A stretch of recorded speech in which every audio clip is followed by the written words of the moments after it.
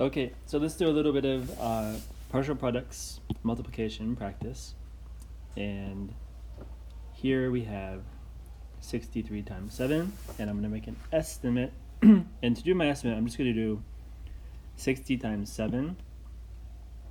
But I know already that it's going to be larger than that because it's 63 times 7. So I'm going to say my estimate is more than 420.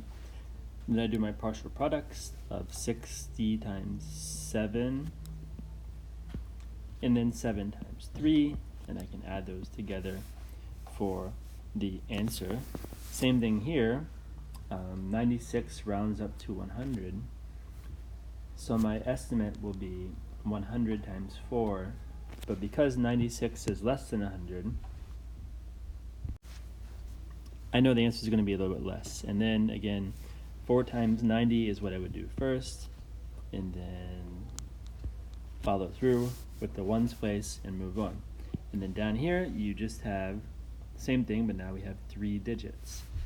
So for my estimate, I can actually round this to 600. So I'm going to do 600 times 8, but I know it's going to be less than that.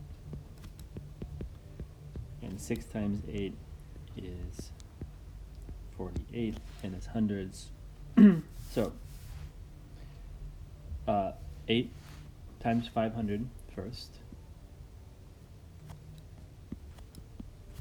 and then 8 times 50, and 8 times 1, and then add them together for the answer.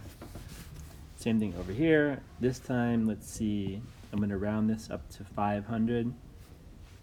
But since I rounded up again, the result would be less than whatever I rounded up, and then step by step, and I'll let you just do that one on your own.